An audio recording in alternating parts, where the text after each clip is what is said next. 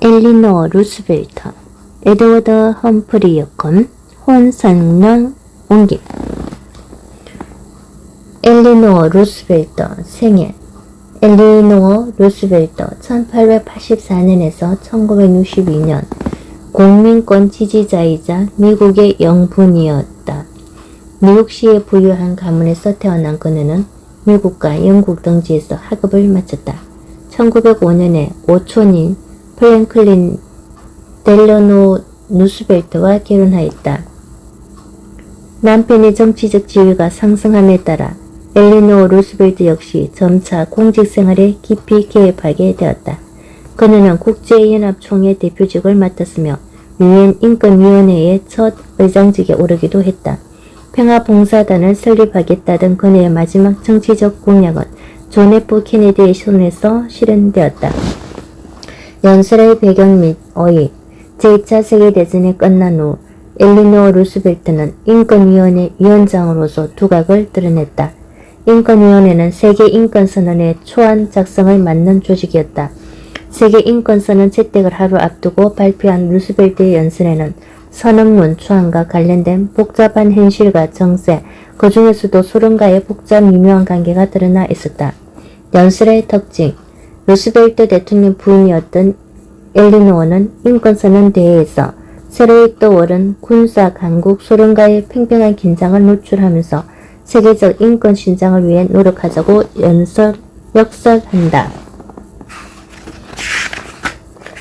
세계 인권선언 채택을 앞두고 파리 샤이오궁 국제연합총회 1948년 12월 9일 대통령 이하 각국 대표 여러분, 오랜 시간 꼼꼼한 연구와 논쟁 끝에 탄생한 세계 인권선언은 선언문 작성에 참여한 수많은 사람들과 정부의 견해를 한데 모은 것입니다. 어떤 사람이나 어떤 정부도 이러한 문서에 자신이 원하는 바를 모두 담을 수는 없습니다. 더군다나 선언문 중에는 우리가 완벽히 만족할 수 없는 조항도 있습니다. 다른 대표들께서도 같은 생각이라 믿어 의심치 않습니다. 하지만 수년에 걸쳐 선언문을 계속 작성한다 해도 이 사실은 달라지지 않을 것입니다. 전반적으로 볼 때 미국 대표단은 이 선언문이 훌륭할 뿐 아니라 위대하다고 생각하기에 인권선언에 지원을 아끼지 않을 것을 약속합니다.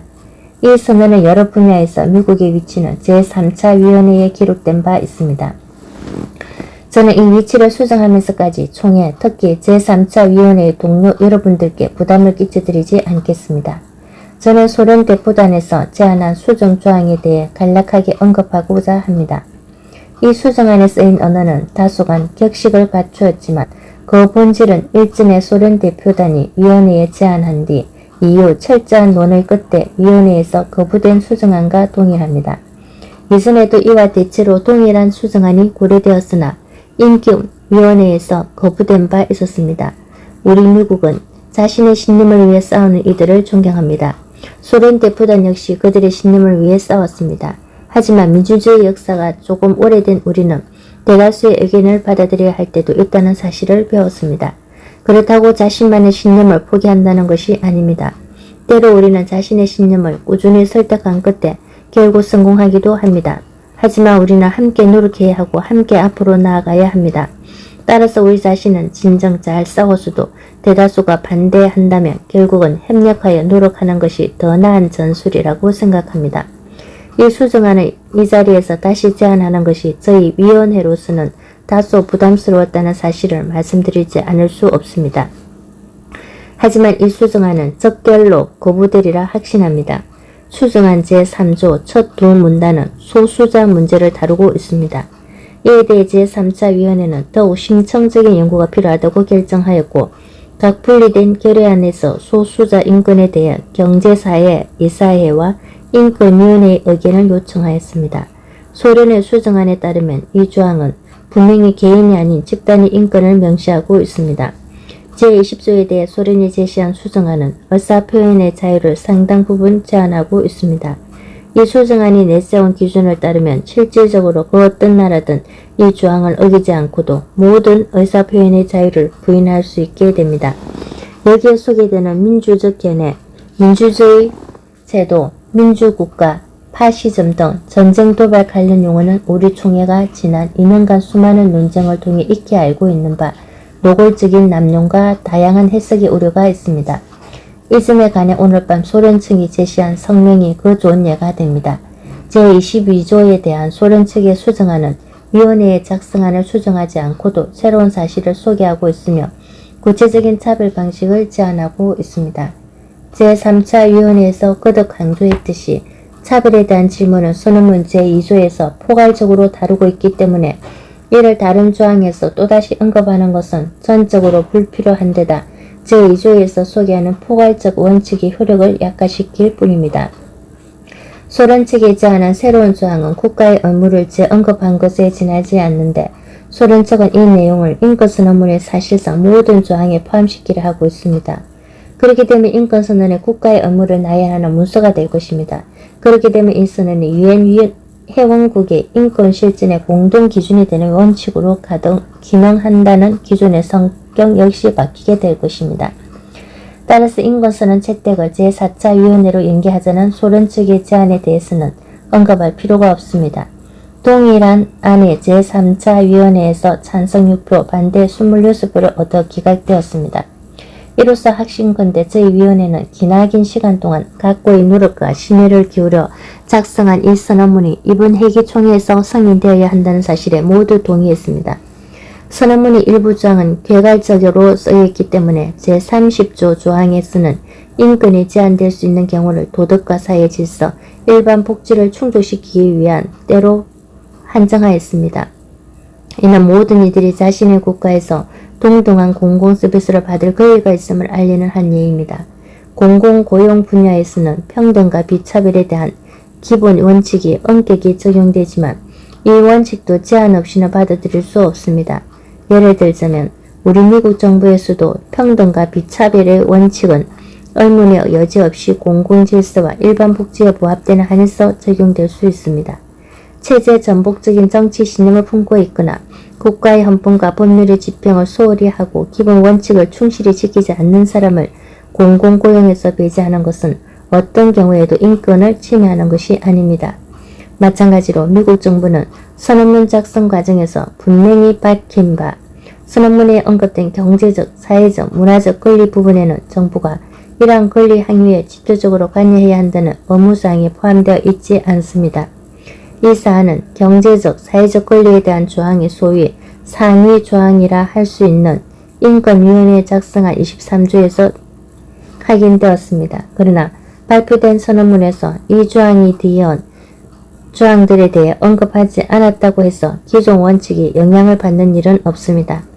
이들 조항에 제시된 경제적, 사회적, 문화적 권리에 대한 기본 원칙을 전폭적으로 지원하는 우리 정부의 입장은 변함없을 것입니다. 오늘 이 선언문을 승인하면서 우리는 무엇보다 이 선언문의 기본 특성을 가슴에 새겨야 합니다. 이것은 조약이 아닙니다. 국제협정도 아닙니다. 법률이나 법적 의무에 대한 진술도 아니며 그렇게 불리는 것도 아닙니다. 이것은 인간의 권리와 자유에 관한 기본 원칙을 담은 선언문입니다. 국제연합위원국들의 정식 투표를 거쳐 국제연합 총회에서 승인을 얻은 공식 문서로서 모든 국가, 모든 국민들의 인권 보장을 위한 공통된 기준이 되는 것입니다. 오늘 우리는 유엔을 비롯해 전 인류의 삶의 중요한 사건으로 기록될 시점의 출발점에 서 있습니다. 이 세계 인권선언은 전 세계 모든 인류에게 국제적인 마그나 카르타가 될 것입니다. 우리 국제총회의 인권선언이 1789년 프랑스 인권선언에 비견되길, 미국 국민들의 권리장정 채택에 비견되길, 그리고 그 밖에 다른 시간, 다른 국가에서 있었던 모두 인권선언에 비견되길 바랍니다. 수많은 쟁점으로 인해 기본적인 합의에 이르기도 힘들었던 시기에 우리 58개국이 인권이라는 복잡한 분야에서 상당한 의견 일치를 보았다는 사실은 각별히 중요합니다. 이는 유엔 헌장에 처음 명시된 바와 같이 전 세계 인류가 더 나은 수준의 삶을 누리고 더 넓은 자유를 항유하길 바라는 우리의 공통된 영혼을 여실히 보여주는 증거입니다. 평화를 향한 인류의 열망이 이 선언문에 담겨 있습니다. 나치와 파시스트 국가가 인류의 인권을 명백히 유린함으로써 지난 세계대전에 씨앗을 뿌렸다는 사실이 촉진제가 되어 우리는 오늘 이 순간 인권선언을 발표하기에 이르렀습니다. 얼마 전 캐나다에서의 한 연설에서 글래드스톤 머레이는 이렇게 말했습니다. 중요한 사실은 인간이 기본적으로 도덕적 존재라는 것입니다. 우리가 품은 빛을 계속 개선해 나가려 노력하는 한 그 불빛이 불완전하다는 사실은 아무런 문제가 되지 않습니다. 우리는 인간을 인간답게 하는 도덕적 자유를 공유하는 가운데 평등합니다. 인간의 지위에서 개개인은 그 자체로서 목적이 됩니다. 그 어떤 인간도 태어날 때부터 국가나 다른 인간의 종이 될 수 없습니다. 기술이 아닌 자유가 이상이 되고 현실이 되는 것이 우리 인간 문명을 구분하는 진정한 특징입니다. 이 선언은 인간이 자유를 구가하면서 자신의 위상을 드높이고 공통된 노력을 통해 인간의 존엄성을 끌어올려야 한다는 영적인 사실을 바탕으로 하고 있습니다. 우리는 이 선언에 제시된 권리를 완전히 달성하고 보장하기 위해 많은 일을 해야 합니다. 하지만 이러한 임무를 완수하는 과정에서 56개국이 도의적 지지를 받게 된다는 사실 자체가 우리에게는 커다란 진전입니다. 우리의 노력이 세계 인권선언으로 일말의 결실을 맺었지만 동시에 우리는 앞에 놓인 끝나지 않은 과업을 수행하기 위해 다시금 전념해야 합니다. 이제 우리는 새로운 용기와 열의를 품고 인권 보장이라는 국제적 약속을 지키기 위해 인권 실현 과정을 완수하기 위해 나아가야 할 것입니다. 마지막으로 제가 무슨 말씀을 드리는 것보다는 마샬 국무장군이 이번 총회 개회식에서 하신 연설을 인용하는 편이 더 나으리라 생각합니다. 총회의 이번 세 번째 회기에서는 압도적 다수가 세계 인권선언을 온 인류의 행동 기준으로 승인하도록 노력합시다. 자신의 단점과 결함을 인식하며 국제연합의 회원국으로서 올바른 신념을 품고 힘을 한데 모아 인류의 높은 수준의 삶을 구취합시다. 퍼스트 레이디의 살아있는 전설. 엘리노 루스벨트는 역대 미국의 퍼스트 레이디들 중에서 가장 영향력이 있는 그리고 가장 호감 가는 여성으로 손꼽힌다. 엘리노 루스벨트 이후 가장 영향력 있는 퍼스트 레이디로 꼽히는 힐러리 클린턴 역시 가장 닮고 싶고 가장 존경하는 여성으로 엘리노 루스벨트를 꼽았다. 엘리노 루스벨트가 남긴 따뜻하고 인상적인 말들은 언제까지나 사람들에게 깊은 감동으로 남을 것이다. 노여움이란 위험에서 한 글자가 빠진 것이다.